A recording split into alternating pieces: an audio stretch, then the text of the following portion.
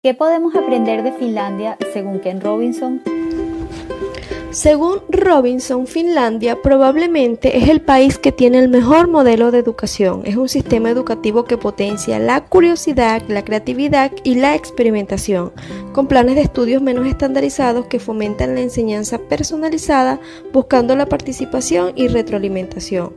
Además, los profesores se comprometen con el éxito de cada alumno y hacen un foco importante en el desarrollo de competencias. ¿Y cómo logran el sólido entrenamiento de estos educadores? La sociedad finlandesa se caracteriza por su altísima estima hacia la profesión docente y esta característica es clave para el buen desempeño educativo de un país y es la razón principal por la cual los profesores son admirados y remunerados dignamente. La carrera de educación se hace atractiva y muchos estudiantes desean ser educadores, pero solo los mejores logran serlo. Los profesores se convierten en asesores de instituciones finlandesas tanto públicas como privadas. Muchísimas gracias.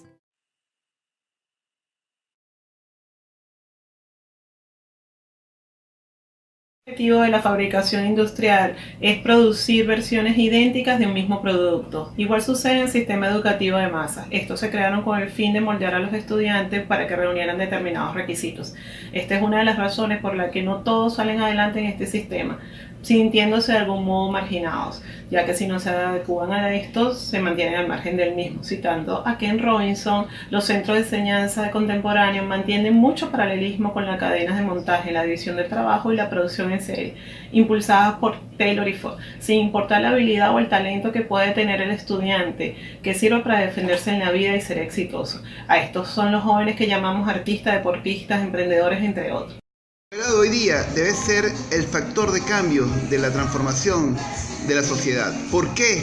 Porque de ella depende de generar en los estudiantes habilidades del siglo XXI, habilidades como la empatía, el trabajo en equipo, el liderazgo, la sinergia, la pluriculturalidad, los idiomas, cosas que son importantes para la inserción de ese estudiante en el siglo XXI.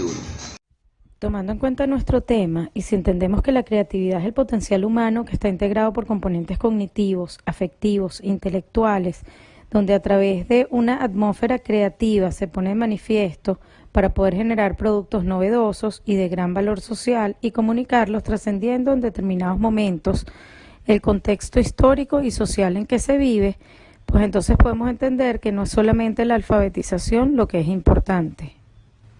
Por otro lado, entendiendo que la alfabetización es el proceso de apropiación de las formas de utilizar la lengua escrita, podríamos decir que la creatividad que tenga el individuo es la que le dará el sentido a lo aprendido en función de crear y lograr adquirir los nuevos aprendizajes, mejorarlos, superarlos, innovarlos y transmitirlos a su entorno social, en función del beneficio propio y de su comunidad. Mi nombre es Carlos Atagua. El planteamiento que estoy analizando en Ken Robinson es si las sociedades industriales marginan a los individuos. Por ende, esa concepción tecno-operativa de las sociedades industriales tiende a esa marginación. Esta concepción de la modernidad, donde lo importante es el tener, el producir, más que las personas, tiene esa tendencia. En la actualidad, Ken Robinson y otros pensadores como Pierre Bourdieu plantean que es necesario que el hombre se libere y que haya ese encuentro real entre los individuos. Eso implica una interrelación, una subjetivación, y esa subjetivación, por supuesto, el encuentro de los seres humanos, el encuentro de las personas y una sociedad que no va a tener esa tendencia a marginar, sino más bien a integrar a los individuos en la consecución de una nueva sociedad. Muy buenas tardes, somos Rosana Carrillo y Belisma Martínez, que le vamos a hablar sobre el planteamiento de Ken Robinson de cómo aplicar la educación orgánica. Según el autor, el sistema educativo sigue un modelo lineal y estandarizado. Educamos a los niños sin considerar sus talentos y sus capacidades, que son tan diversos como los alumnos que tenemos. Según Robinson, debemos optar por un modelo agrícola más orgánico. La labor de la educación debe centrarse en crear las condiciones para que el niño crezca, desarrolle y fortalezca sus talentos. El mundo actual ya dejó de ser lineal y ha pasado a tener una visión más global. Para dar respuesta a lo que plantea mi compañera, Ken Robinson se basa en 4 principios fundamentales. El primero, la salud, como medio para impulsar el desarrollo y el bienestar integral de los individuos. Después, la ecología, para reconocer la interdependencia clave de cada estudiante. Continúa con la justicia, para cultivar los talentos y el potencial de cada uno de los estudiantes. Y termina, pero no menos importante, con la cautela, para crear las condiciones óptimas para el desarrollo de los estudiantes y su inserción dentro de la comunidad. Es todo, gracias. Gracias.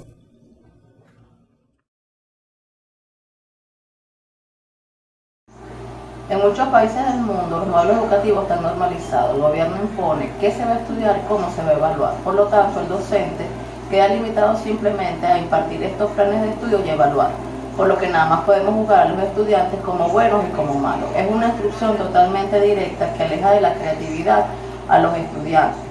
Y toda esta normalización causa efectos colaterales en nuestro sistema educativo.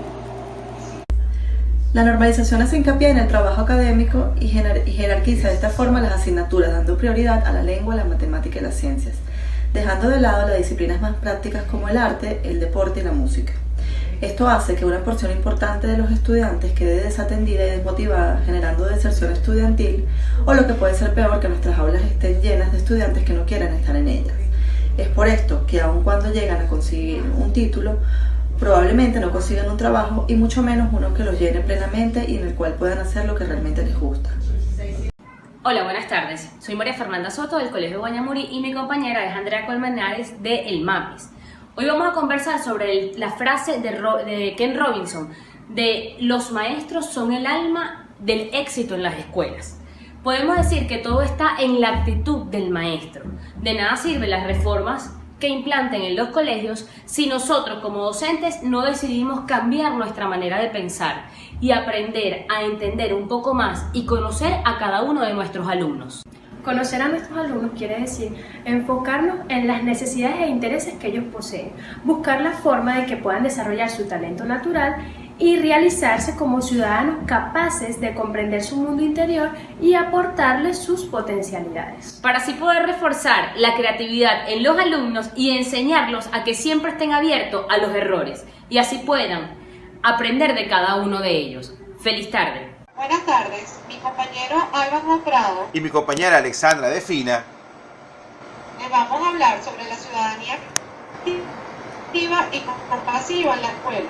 Capacitar a los niños para transformarlos en ciudadanos activos y compasivos demanda sumergirnos en los contextos económico, cultural y personal. Son cambios profundos que exigen incorporar a la vida escolar desde temprana edad actividades significativas que generen en el alumno conciencia de sí mismo y su entorno. Conciencia democrática, pensamiento crítico, inteligencia emocional, comunicación afectiva y conciencia ecológica son algunas de las características que lo perfilarán como ciudadano activo. Es vital acercar a los niños a las cualidades que mejor reflejan la esencia humana, para que puedan tener inclinación por hacer el bien a los demás con afecto, comprensión y respeto. Si la escuela respira ciudadanía activa y compasión, el alumno se adueñará de esta forma de vida que le permitirá cohabitar con éxito en el siglo XXI. Buenas tardes.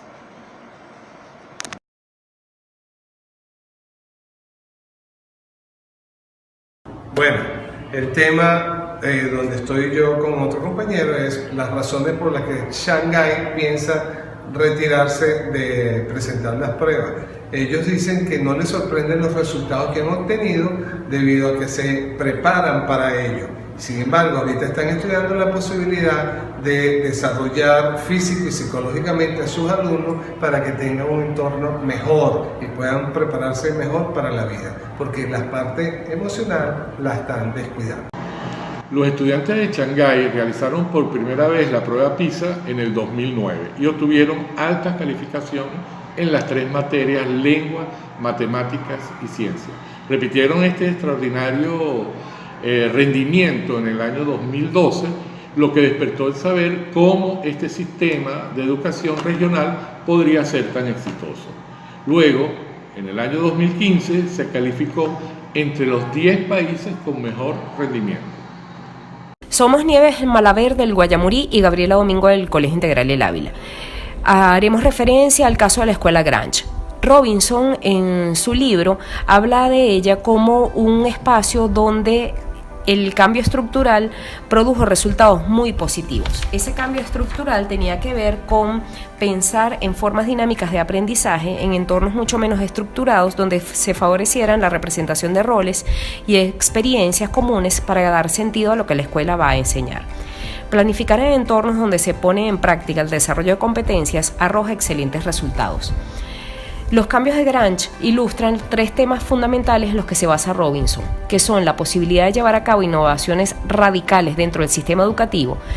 El segundo es que los líderes con visión de futuro son los que propician este tipo de cambios, y el tercero es que directores y profesores tienen la responsabilidad de crear en sus escuelas estas condiciones especiales para desarrollar en los alumnos todo su potencial.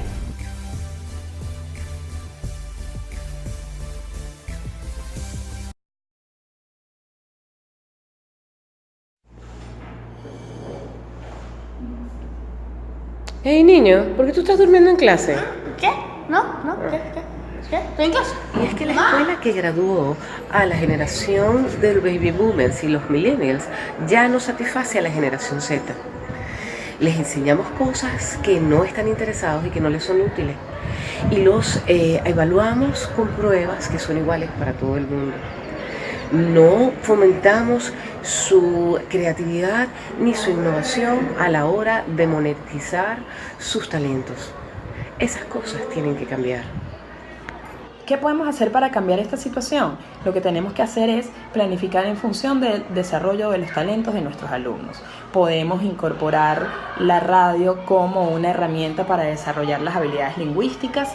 Pudiéramos incorporar actividades concretas de inicio que permitan que el alumno, a través de la vivencia, pueda descubrir qué es aquello que va a aprender y cuál es la utilidad que le va a dar en la vida ese aprendizaje. Es exponerlos a distintas experiencias, llevarlos a galerías de arte, a traer especialistas en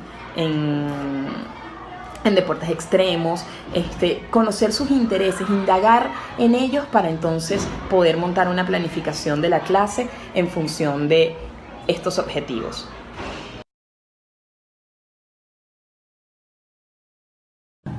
Hola Titi, ¿la educación industrial fue eficiente? Bueno, Carmen, esa es una pregunta que tiene 2 aristas. Por un lado tenemos una gran deserción escolar producto de que muchas personas no se identificaban con los talentos que eran valorados en la normalización de la educación, pero por otro lado también tenemos que era la única forma de salir de la pobreza en esa época y además era la forma de capacitar el personal que se necesitaba en el proceso de industrialización. Lo que no podemos entender es cómo a estas alturas se mantiene el mismo modelo. ¿Y tú qué aprendiste? Aprendí que no podemos juzgar a los alumnos según su capacidad. Las competencias de cada una son distintas y debemos impulsarlas de manera diversas. Aprendí que el sistema educativo debe motivar a los alumnos a hacer preguntas, a buscar respuestas y a ejercitar su creatividad.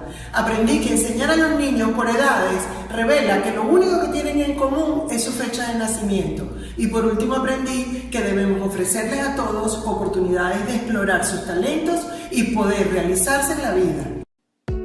Volver a lo básico, Ken Robinson. Según Ken Robinson, volver a lo básico significa tomar la lectura, escritura y matemática como base para la adquisición de cualquier competencia.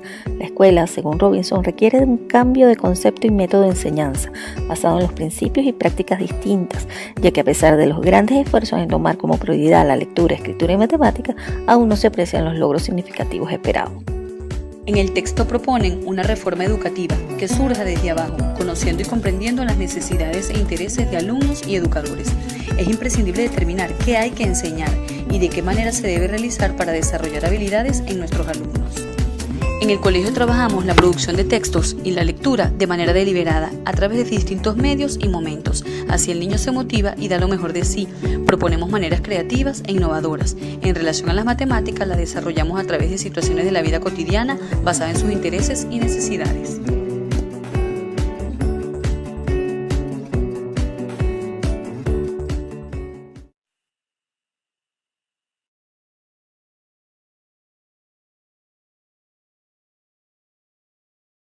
La educación tradicional nos ha enfocado en enseñar y dar estrategias para que los docentes puedan hacer que sus estudiantes se conozcan, descubran y trabajen en sus emociones y se autorregulen.